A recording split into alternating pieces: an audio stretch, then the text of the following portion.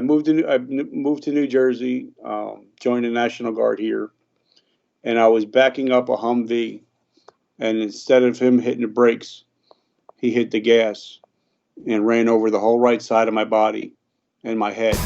Welcome to Men of Abundance, the podcast for those looking to level up their lives by hanging out with some of the greatest leaders and established professionals in our community, living a life of integrity, honor, and the abundance mentality. Prepare to pay it forward with your host, former Army medic turned lifestyle entrepreneur, Wally Carmichael.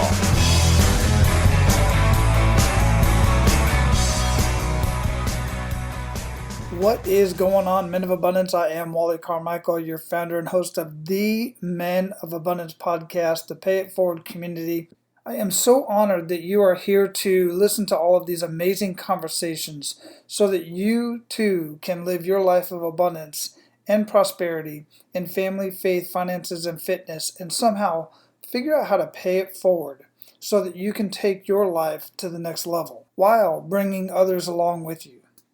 Before we get into our conversation, I just want to share with you guys just how excited I am to have the opportunity to have this Men of Abundance, to share all of these amazing conversations with you and to share part of my life with you and part of my journey with you, and just to have the time and the ability and the technology and everything that it takes that I put into the Men of Abundance podcast and the Men of Abundance community. I'm equally grateful for where it's taken my life in connecting me with some of the most amazing people on earth, have conversations with them, rather for the show or not, and then learn from every single person.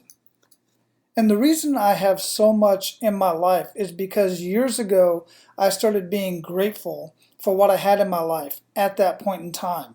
And I honestly had a lot in my life at that point in time, much more than I had when I was growing up. And some of you know some of that story, growing up in a trailer, a single wide trailer behind another man's house. We couldn't even afford the trailer park.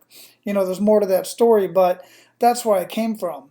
And to see where I'm at today and everything that I've done throughout my life, and just being grateful for all of that every step of the way, so much more has come into my life and continues to come into my life. And when I say more, I mean more opportunities, more relationships, more connections, more quality connections in relationships, more stuff, and yes, even more money. Everything that's in my life today is a direct result of being grateful and giving unconditionally. And since this is my birthday month, I turned 50 on Cinco de Mayo, the 5th of May. I am going to be giving huge value to 10 business owners, and I'm not going to charge a dime, and I don't expect anything from any of these business owners, but I assure you they are going to get so much out of a 12-week course that I am personally going to run. It's already set up, and I'm going to talk more about this mid-show. So stay tuned for that, and make sure you listen to our featured guest today because he has got some value bombs to drop for every single one of you. So our featured guest today has come back from drug addiction, alcoholism, and homelessness to running a successful business and helping veterans dealing with health, fitness, and addiction-related issues. He is none other than Richard Kaufman, and he's known as the Comeback Coach. And you can find him at thecomebackcoach.wordpress.com and on Facebook. I will have the link in the show notes at menofabundance.com/252. Men of Abundance, it is my honor to introduce you to Richard Kaufman. Richard, welcome to Men of Abundance, brother. How you doing?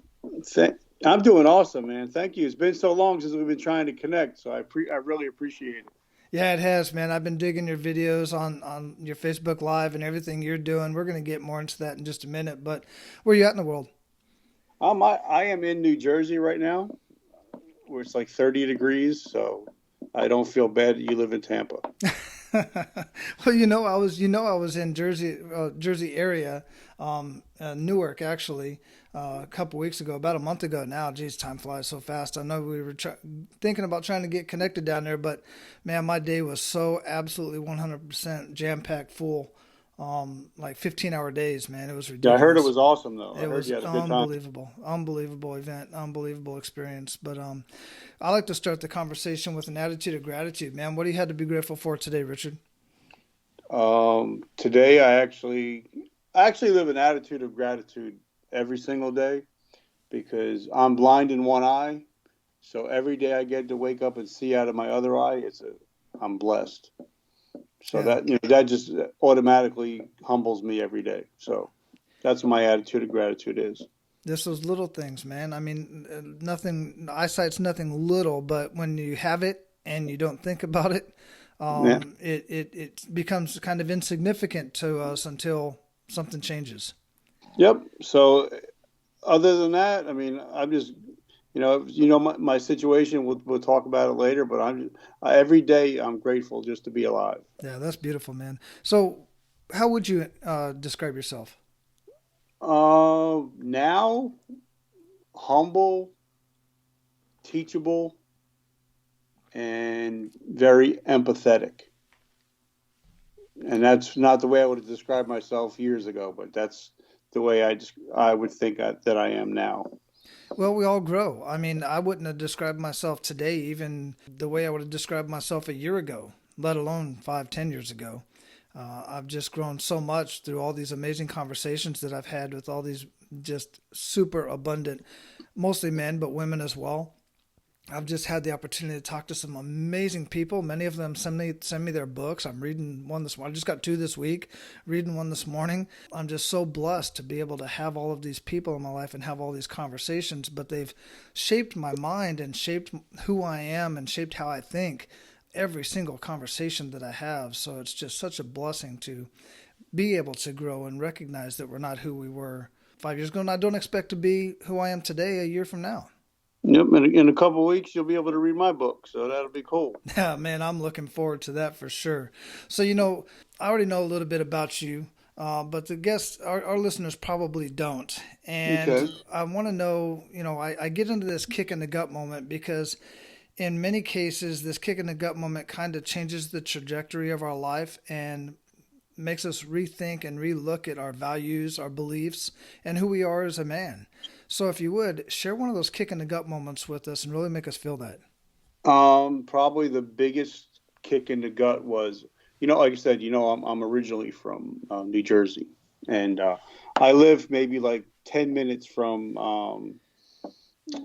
the Twin Towers, and I was living in South Carolina, and we all knew people that lived in the towers, and I was living a pretty nasty life at that time. And once I seen the towers fall, something broke in me, and I became a broken man. And I dedicated the rest of my life to helping people, and dedicated my life to the people that we lost on 9/11. And that is my watershed moment because it just broke me down into, I mean, I was like a bowl of jelly, and it changed my whole life changed at that moment when the last tower fell. Yeah, when I was thinking about this morning, because I was listening to another audio, as I do pretty much every morning after my morning prayer and meditation, I listen to an audio. And one of the conversations was about PTSD. And I don't like the term PTSD, I never have. I like the term post traumatic growth, not a stress disorder. I don't like the term disorder to begin with. But if you want to use the term PTSD, that event caused PTSD for many men and women. They're on the scene, and like you said, you weren't even on the scene, Yep. and it caused a lot of stress for you. Some people, many, quite frankly, didn't make it through it. They did not make it through that level of stress. They couldn't handle it. What do you Yep. think it was that was able to make you, you turned into complete jelly. You just become less of a man than you were even just seconds before. What do you think it was that caused that? And then why are we here talking today? I think at that moment, I mean, I've always, believed in a God. I've always had a higher power. But I think it was at that moment he was like, um, you could have been in that tower. You could have been working security at one of the. That was one of my plans. If when I got out of the military was actually to work at one of the security at the towers. And it was like, I guess he just said, "All right, son, it's time for you to wake up. You've been living your life for the last 30 something years for yourself. It's time for you to start doing something for somebody else." And that doing something for somebody else is, quite frankly, one of the things that I strongly believe brings true happiness in our lives, but it also makes us a much stronger person to be able to do that. Hmm. I definitely agree. I mean, because once you stop living for yourself, it's kind of like, all the pressure is off of you because you're just looking to go help other people. So it's not about you anymore. It's Yeah. not about your wallet. It's not about anything. It's just about helping others. Right. And while that is true, it is absolutely very true. At some point, you had to have started healing yourself, because just like when you're on an airplane and they tell you put the oxygen on yourself before you put it on your child or anyone else, you absolutely have to take care of yourself. Case in point, let's look at Robin Williams, making everybody else laugh, making everybody else's life easier throughout his entire journey, but he never once took time for himself.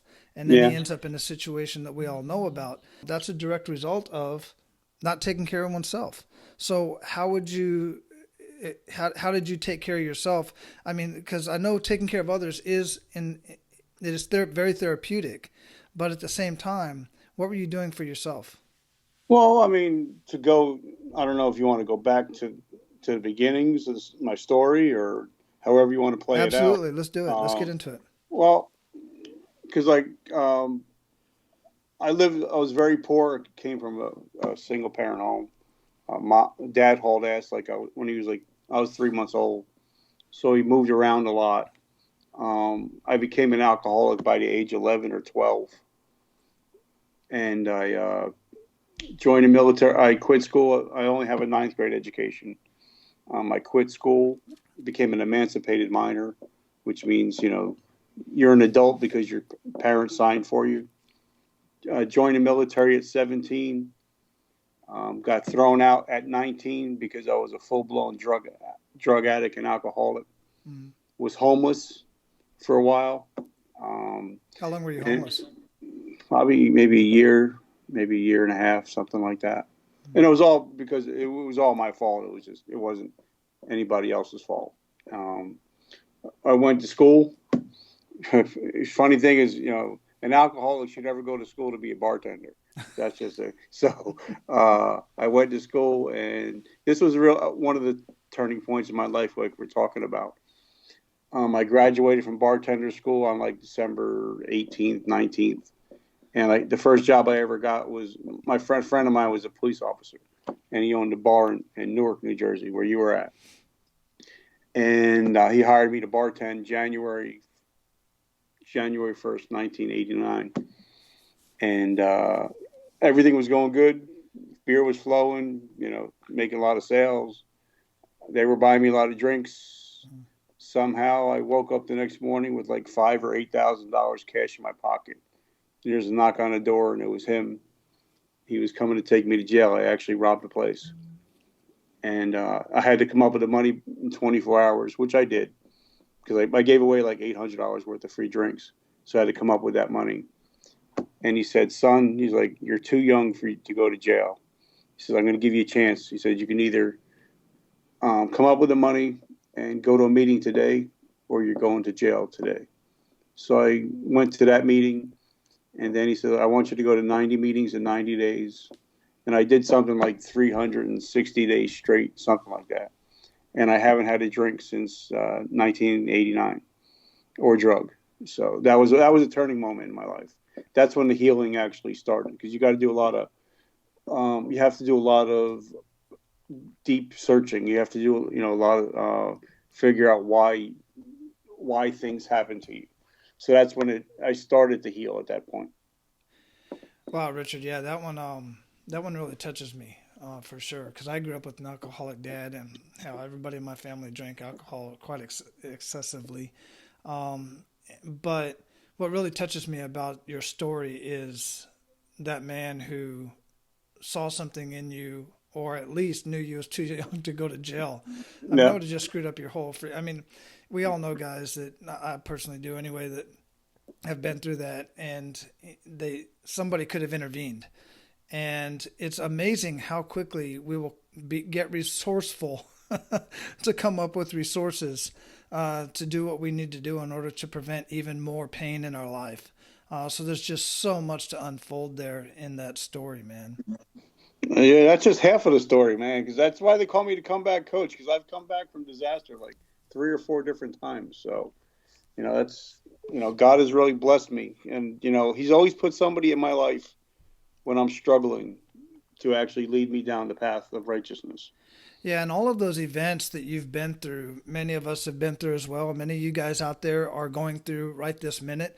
And as long as you, in my mind anyway, as long as you change the story about what it is that you're going through instead of saying, why is this happening to me? Or, reframe it and say, why is this happening for me? What is this going to do for me? God, what are you trying to teach me here? Because we all have our crosses to bear. And I say crosses because we're going to have various crosses throughout our life that we are going to have to carry. And some of them are much heavier than others.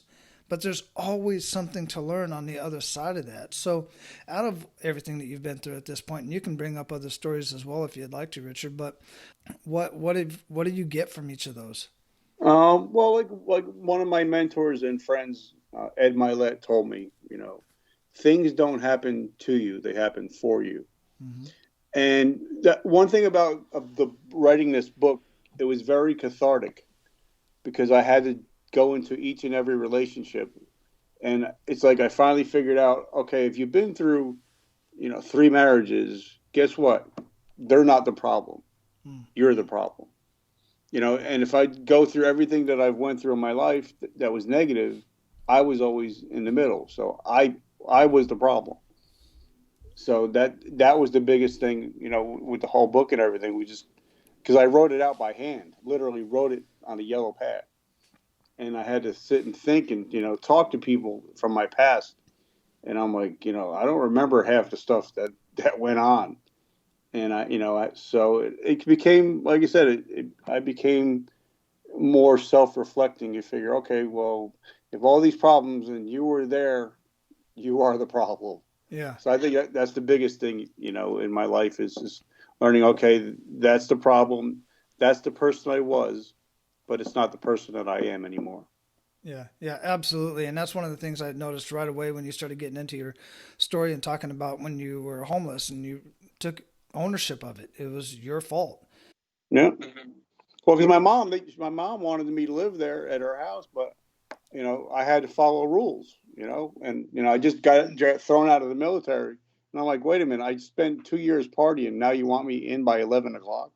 It's not going to happen. So it was by choice. It wasn't wasn't anybody else's fault. It was my fault. And a decision. It was quite frankly a decision that you made. Yeah. Exactly. I put myself into a homeless situation over the last year, but it was kind of because I didn't like the living situation that I was in. And there was a lot of other reasons behind it. I'm a type of guy that I feel in order to make a change, you have to make a drastic change in your life. And that was the drastic change I felt I needed to do. Now, I wouldn't say I was homeless. I was living out of my truck for 48 days or 43 days, but and that's tiring, man. I realized when I was in that situation, I realized why homeless people look so damn beat up, because you can't sleep. You have to sleep with one eye open at all times. Yeah. And even though I was in the comfort of my truck, doors locked, I would get kicked out of certain areas. The cops would show up, those red and blue lights, and you hear the cop talking outside your door, and then they pound on the damn door. Where do they learn that shit from, by the way? Yeah. And say, hey, you can't be here, or they give you a ticket or something like that. It's exhausting. Yep, it was. Like I said, I did it for like a year and a half. My God. Now, the funny thing is, I tell everybody, you're like, well, because I moved from my mother's house into a crack house. So my people I talk to tell my story. They're like, wait a minute, you were so bad you got thrown out of a crack house? Like, that's when it's really bad, when you get thrown out of a crack house. Yeah, that's bad. What'd you get thrown out of the crack house for? Not because put it this way, the whole time that I was homeless, I actually had a really good job. Mm-hmm. But I would get paid on a Friday. I would drink until I passed out, and all my money would be gone by like Saturday morning. And this went on for like a year and a half. and I couldn't afford to pay the rent at the crack house. So they threw me at the crack house. Decisions, man. It's Yeah, all about the decisions and it was all priorities. exactly. It was all. I always tell people it's always my fault, and it's even in my book. That was one of the main things I wanted people to realize that we're all we are is just where we're going to be in 5 years is the decisions that we make today. Absolutely. So it's just about stop blaming others. I mean, stuff happens. My Yeah. dad hauled ass at 3 months old. All right, that happened, but it doesn't have to affect who I am today. Yeah. You know. Yeah, and I used to say that a lot. That was one of my favorite things to say is who you are 5 years. Who you are today is because of decisions you made 5 years ago, and who you're going to be 5 years from now is based on decisions you're going to make today. But you know what I've learned is who you are tomorrow is based on the decision you make right this minute. Yeah, it's true. Literally, I mean, not even exaggerating one bit. So now the second part of my story was I got the itch to go back in the military again after I got thrown out the first time. I got the itch to go back in about 3 years later. I rejoined the National Guard. But at this point, because I don't know if your listeners know that there's a difference between being a drunk and being a dry drunk. And what I was a dry drunk. What's the difference? The drunk is somebody that can use an excuse of being an asshole. The dry drunk is just a person that's just an asshole. And that's what I became. I became very angry and very nasty. And that's why I said I'm not the person that, when you ask me who I was today, it's not who I was back then. And I stayed in the National Guard and military, and I was due to be thrown out again at the end of September 2001. But after that happened, after 9/11 happened, I actually went and begged my first sergeant and my company commander to give me like an eighth or ninth chance. And like I said, there's always somebody always there to back me up, and they actually let me stay in. And I finished it with a total of 24 years in the military. And 2 years later, or 3 years later, I actually won Soldier of the Year for the battalion. Nice. Yeah, I love those stories, man. But like I said, there's always somebody there God puts in my way to help show me the way and help me. Yeah, absolutely. I had great leaders in the military as well, and I still live the NCO creed. No, that's awesome, man. And what was one of the biggest issues that was causing you being so close to getting kicked out again? I was a wild child. It was just I had that. They always talk about that guy that has that wild hair up his ass. That was me. I was just I always thought I knew better. I was better than you. I had the answers, and as I get older, I realize that the older I get, the more questions I have than answers. Yeah, questions definitely change the trajectory of your life, man. So that was the second part, because my story actually has three parts to it. Let's hear the third one. All right. Well, this one is, like you said, it was a life changer. I moved to New Jersey, joined the National Guard here, and I was backing up a Humvee, and instead of him hitting the brakes, he hit the gas and ran over the whole right side of my body and my head. So you was ground guiding? Is that what you was Yep. doing? You was okay. Yep. So you was guiding him back. Yep. And he ran over my head, and the only thing that saved my life was my Kevlar. And the funny thing is, it was like one of the few times I ever ground guided with a Kevlar. I guess God had a plan for me. And within a week, I went blind in my left eye because of that. And military decided, well, since we can't keep you, you can't shoot, we don't need you. They medically discharged me. So not only did I lose my vision, I lost my career. Yeah, and a little bit of your identity. Yep. Oh, it was all identity because if I ever had anybody ever asked me for my ID, it was always my military ID. Right. It was like driver's license. What do you need that for? And the hardest thing for me was actually because my wife was on vacation with me, and we went on, and I actually told her this is the last time I'm actually putting on this uniform. and it broke down, and I got into a really, really deep, dark depression, probably for about 6 months. But I didn't use it. I didn't drink or use or anything like that. And then slowly I started listening to, well, it wasn't podcast back then. This is like, oh, it probably was podcast. It was like 6, 7 years ago. I just started getting into books, positive thinking books, and I started just, all right, I got to get out of this. I've come back from everything else. I've come back from the drug addiction, alcoholism, the homelessness, getting thrown out of the military. I can come back from this. So I just came back, and I came back harder than ever. And then I got offered to go on a podcast with our friend Donnie. Oh yeah, Donnie Boyven. Mm-hmm.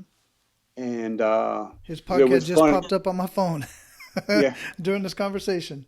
And he was the first one that ever had me on. And why he had me on is because, through this whole time of the drug addiction, the alcoholism, and all that, I've always been in the health and fitness industry. And we were started talking about that, how I have clients that are in the WWE, the NFL, Major League Baseball. And then we started talking about my past. And I kept going, try to talk about the future. He's like, no, people need to hear about your past. Mm-hmm. He's like, that's what's going to hook people.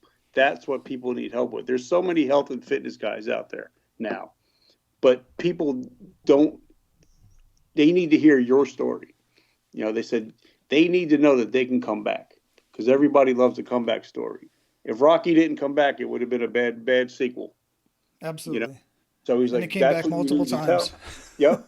And that's what he said. And he was the first one to ever make me cry on a podcast. Mm-hmm.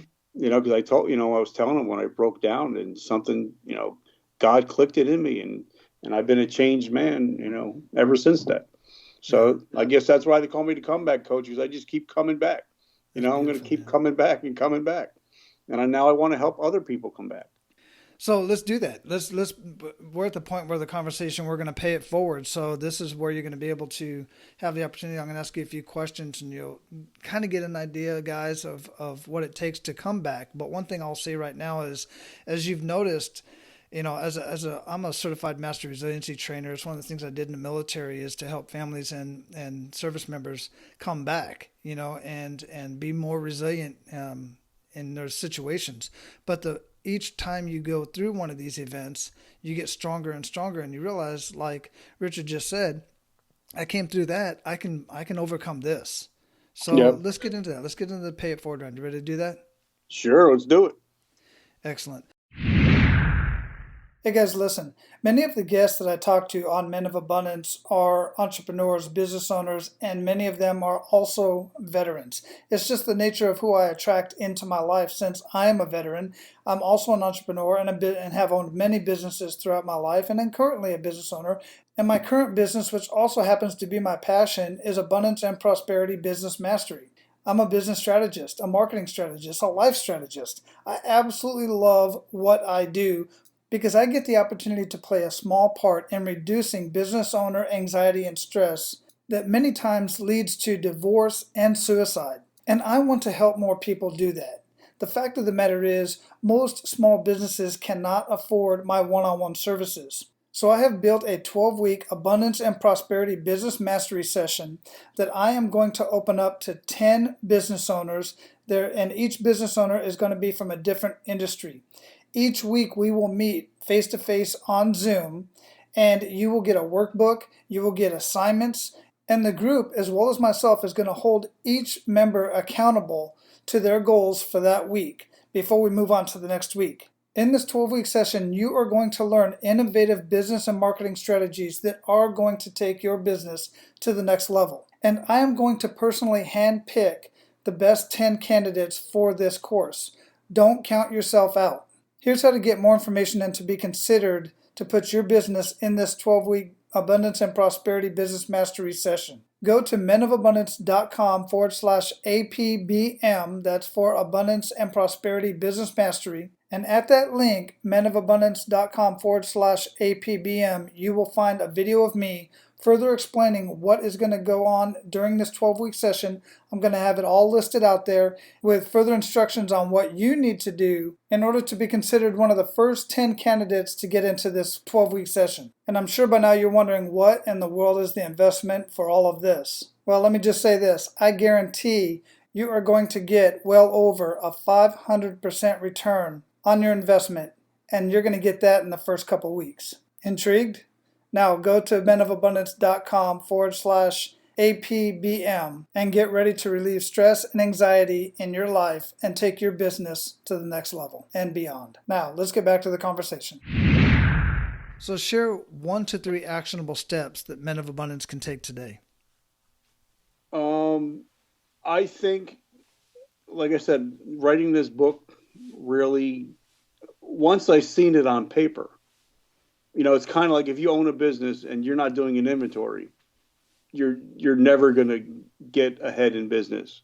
Even in your life, if you're not doing an inventory of, where you're at, where you want to be and where you want to go, then you're never going to hit anything you're never going to hit your goals if you don't write them down. So I think the first thing would probably be have people write down the negative stuff that happened in their life and what part they played in, not what the other people played in. Yeah, I love it. What gets checked gets done. Yeah. They say the difference between a goal and a dream is a goal has an end date on it, where the dream doesn't. Right. Absolutely. What rituals make the biggest impact in your life? I mean, it may sound dumb to some people, but when I go to bed at night, I say my prayers, even though it may just be, thank you, God, for giving me another day. Then when I get up in the morning, I'm actually looking at it right now. There's like 4 books that I have that I go through every single morning. And then I do my journaling, and I journal the things that I want to be, not the things that I am, but the things that I will be. Mm-hmm. I'm a man of God. I'm a man of abundance. And I do that almost every day, not every day, because sometimes, life gets in the way. And then I do a book. It's called, I have it right here. It's about keeping my marriage strong, because, I've been married this is my 3rd marriage. So I do something is called a Love Dare.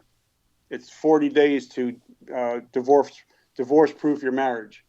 And I do it like 3 times a year. Because that's, I figured a happy home is, like, I got such a great woman. She's the person that came into my life 9 years ago. She's another person that came into my life and saved me.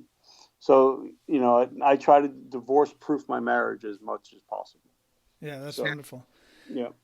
Listen, guys, if any of you think that is dumb or stupid, you need to continue and go back to listen to all the other 200 and some odd episodes of Men of Abundance, or listen to any other man or woman that is a high performer and living their life of abundance, because 99.9% of them, if not 100% of them, have rituals very similar to what Richard just explained, including myself.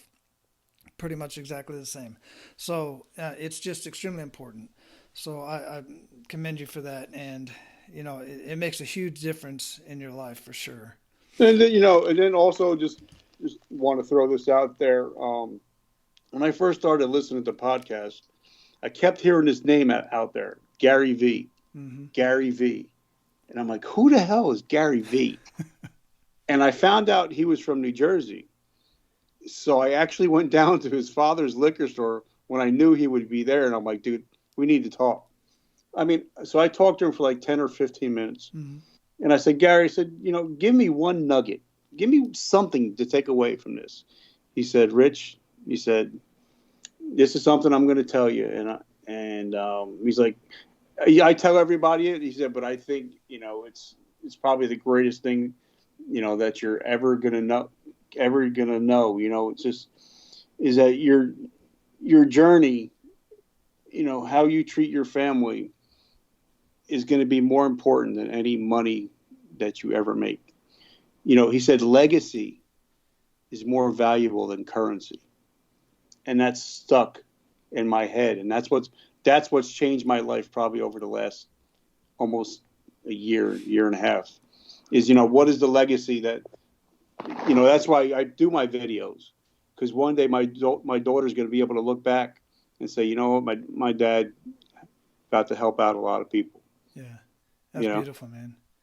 Yeah, guys, if you don't know who Gary Vee is, you probably should, because I've mentioned him quite often. I've mentioned his name, Gary Vaynerchuk, from a Russian family, actually a Russian immigrant. He came here when he was a kid. But I'm not going to tell his whole story. Go look him up. But a lot of people get the wrong idea about Gary. They don't hear the side that he told Richard.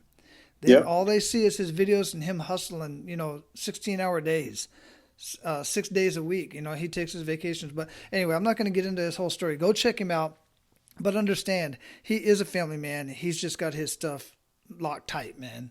So just think about that. If we all lived our life thinking about our legacy, instead of our, what the money that we're going to make today, but what kind of impact we're going to make on the world. That's my goal. My goal is to help 1 million families. That is the goal that I set for myself. I don't know why I picked that number, but it seemed like a good number. Divine intervention. Yeah. So, like you said, and legacy, what is my kids going to think about me? Mm-hmm. Ever since, that's why, if you ever seen them, I don't know if you're ever into like movies, and there's a movie called 8 Mile, and it had with the rapper Eminem. Mm-hmm.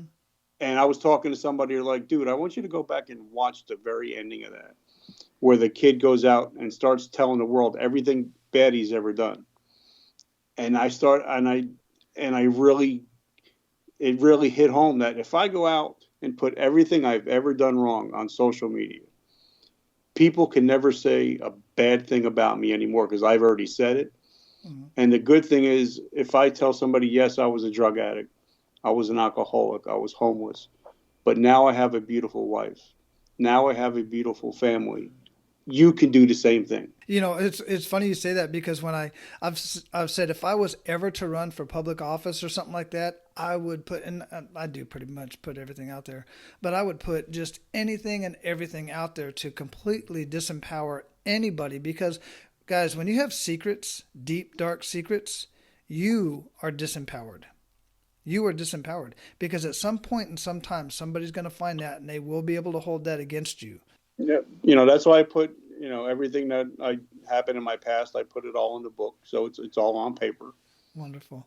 So we talked a little bit about some books and stuff like that, and some podcasts. But what would you recommend to our listeners to read or listen to, and why? I listen to yours. You're in the top 4. I listen to you, Donnie Boyven, Gary, and I also listen to a gentleman called Ed Milet. And he's probably one of the greatest people that I've ever met. And he's a Christian man, but he's also, he teaches people how to max out their life. So those are the 4 that I listen to on a daily basis. And then, of course, I have like 5 books going on at all times. Like I said, I've only had to have a 9th grade education, but I've read over 6,000 books. And I have 5, and I got 5 going at like any time. That whole ADD thing kicks in, so I enjoy. That was the scariest thing, is when I lost my vision in my left eye. That's why I got nervous, because I'm like, well, what happens if I lose the one in my right eye? And I got scared of thinking maybe I won't be able to read again. So I actually started picking up a guitar and learning how to play the guitar, because in case I ever went blind, I would still have a hobby that I can do. Oh yeah, very cool. Yeah, see, it's all about the mindset, man. So yeah, and Donnie's podcast is Donnie's Success Champions. So go check that one out. I was actually honored to be a guest on his show as well. Yeah, so I like listening to podcasts when I'm on my way to work, and I do my own little podcast once or twice a week, just little like 2 or 3 minute snippets of what's going on in my brain. So it's fun. I love doing things to be able to reach. If I can just, like, if we're doing this thing today, if we can just touch one person's soul, it's worth it all. Yeah. If we can save one life, it's all worth it. I know this conversation is definitely going to save quite a few lives, at least plant some seeds for sure. Because my podcast at this point, last I checked, is downloaded in 63 countries, which blows my mind, man. Wow. Yeah. But you know what? You have, like I tell everybody, you and God are a majority. You can't lose. So you have his hand is on you. Yeah. So you can't lose. Yeah, absolutely. I believe that. What do you feel holds most people back from living a life of true abundance? Um, okay, like I put in my book, a lot of it I think is what happens to you between the ages of, newborn to 8 years old. And I think, like, my mother must have said this one time, that my father, when he left, he was no good. He was no good with his hands. He had two left hands, they used to say. And for some reason, that's stuck in my mind 50 years later. And I still think I have two left hands. So I think a lot of it is what has been put into you. You keep playing that tape over and over and over again. And you have to find the courage to change the tape, switch the tape to something else. And that's one of the lies. It's funny that you brought that particular term up, because that's one of the, I'm working on a module for my course in my members site, and one of them is, and I'm actually going to do a Facebook Live on this actually here in this week, and that is some of the lies that I've realized over 2018, and one of them is that our brains are developed and to be who we are by the age 8, and then they don't tell the rest of the story, and it was a belief that that's all you're going to be until you die, and that is such a damn lie, because like I said earlier, you can change that right now today. You change your story, you change your life, because those are the lies that you've been telling yourself. Those are the stories that you were told and you bought into and you believed, and all you got to do is change your story. Change your life. Well, they say that you are the average of the 5 people that you hang out with the most. Right. So even if you don't physically, like there's a guy I follow, his name is Eric Thomas, the hip hop preacher. Yeah, I know. Yeah, I know. Eric. Mm-hmm. He says, even if you can't physically be with somebody that you want to be friends with, if you listen to their podcasts, they actually become part of you. So you are actually, your mind doesn't know the difference whether they're there physically or you're just hearing them. Mm-hmm. So if you start listening to different things, stop listening to the news, because there's nothing but negative stuff on the news. Watch who you hang out with, watch the people that you spend time with, because those are the people, if you look at their future, that's your future. Yeah, absolutely. Pay attention to the music you're listening to, the lyrics, everything. All that stuff plays a part into who you are. And if you want to be somebody else, then change your environment. That's true. Yeah, absolutely. So what does living a life of abundance mean to you, Richard?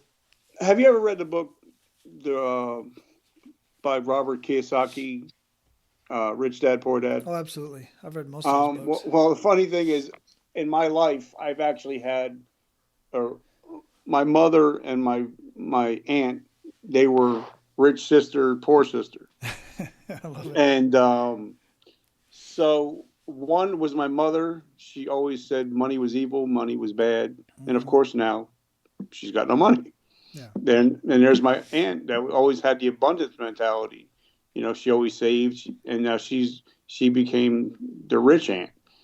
So it was kind of like I actually lived that whole rich dad, poor dad. But then when my uncle passed away, I sat and talked with him, and he's like, because he only had an 8th grade education, and he ended up retiring a multimillionaire. He said, "Son, I have all this money, and I can't buy back a single day." So it kind of changed my mentality on money. Money's a great thing.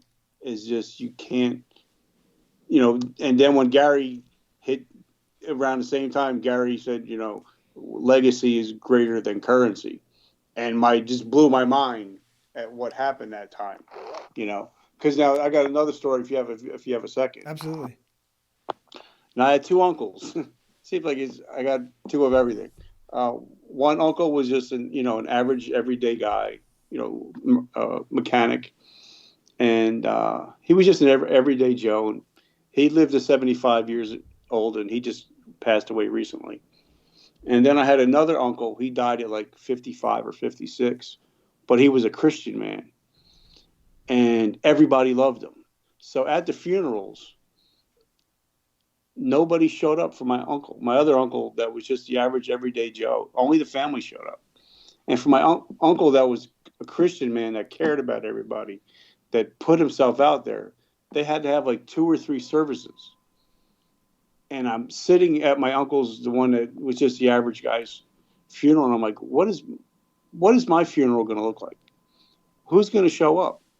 At that moment, I started thinking, I want to touch so many lives that there has to be 3 or 4 different services.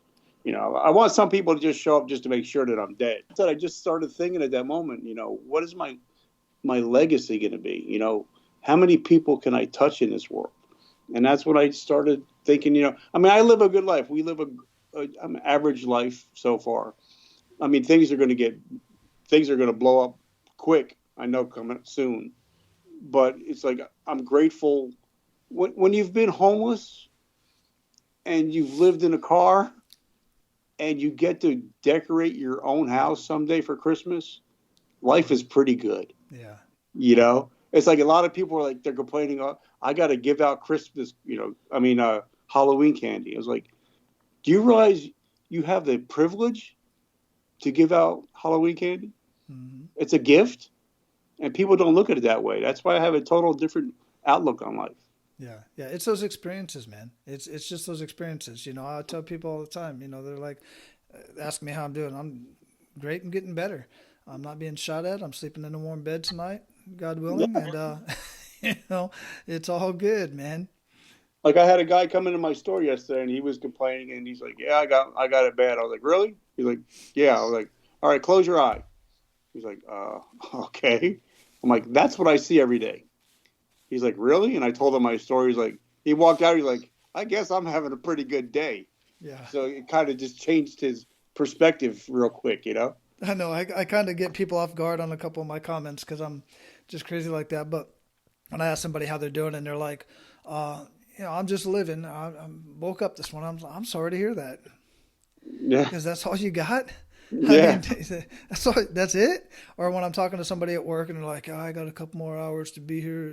Hey, you got a job. Yeah, You're paying the bills, exactly. man. You Making it and happen. So and I definitely believe that the more grateful you are, the more blessed you get. yeah. Oh, You know, absolutely. because God really says, all right, he's grateful for what he has. Let me give him a little bit more, Yes, you know? absolutely. I'm a living So, testament of that. I'm definitely believing that theory that like I'm always looking away to go bless somebody else because For I know the sure. blessings are coming, Yeah, you know? absolutely. I'm always looking. Yeah. And I do it all the time. Even my business model is, I promote my friends 10 times more than I'll ever promote myself. Hmm. Now they promote me, no, and I don't even ask anymore, Yeah, because I put the blessings out there. You can't have a blessing without being a blessing. absolutely not. So, brother, we're Yeah. going to close this up, man. Before we do, what did we not talk about that you want to ensure our abundant leaders get out of our conversation today? Um, usually when I end podcasts and they always ask me that question, well, leave a nugget. Just think about every little thing that you do. Is it going to impact your legacy? Is it going to impact your future? Because like you said, where you're going to be tomorrow is whatever happens you do today. And also just to be humble and be teachable, and pick good mentors. That's a Yeah. big thing. Picking a good mentor. Yeah, absolutely. I'm a huge advocate for mentors and coaches and any of the sort masterminds. Don't try to go it alone, man. It's just Yep. too. It's a rough road. Like your uncles. Yep. One was significant. The other one might have been successful, but success and significance is a huge difference. Yeah. Well, like my one of my mentors, Rob Garcia, the warrior strategist, says a rising tide raises all ships. Yep. So we all got to raise each other up. Absolutely. All right, brother, man. Hey, I'm glad we finally had this conversation. We've been talking online for quite some time, and Yeah. I'm glad to get you out and share you with our abundant leaders out there, man. So you go out and live your life of abundance, man, and just keep paying it forward. And just let them know. Just let your people know that they can follow me at Richard Kaufman on Facebook, or hashtag the Comeback Coach. And that if anybody is thinking about suicide, they can always message me on Facebook, and I will get right back to them. Excellent. Excellent. I greatly appreciate you throwing that in there, man. And we'll have that linked up in the show notes, guys. So don't worry about it. If you can't write that down, I'll just put it in the show notes at menofabundance.com. Just search Richard and his episode will pop up there. All right. Well, thank you for everything. I'm truly grateful. My pleasure. All right, guys, so your action steps for today is to take inventory of what is going on in your life, what you feel that you can fix on your own, and even then, seek out somebody who has lived through similar situations as you, or you feel can support you in any way to at least hold you accountable to your goals, dreams, and desires, and keep you on track of where you feel you should be going. Of course, other ways that you can find people to connect with is to go back and listen to past episodes of Men of Abundance. But definitely get in contact with Richard. He's got some amazing things coming up, and he is dedicated to assisting you in your life. Now, go out and live your life of abundance. And guys, make sure to pay it forward. That's all for today, Abundance Leaders. For more about our guests and the powerful information we shared with you today, be sure to sign up for our mailing list at menofabundance.com. We appreciate your time and look forward to hanging out with you on our next episode. So until then, be sure to pay it forward and live your life of abundance.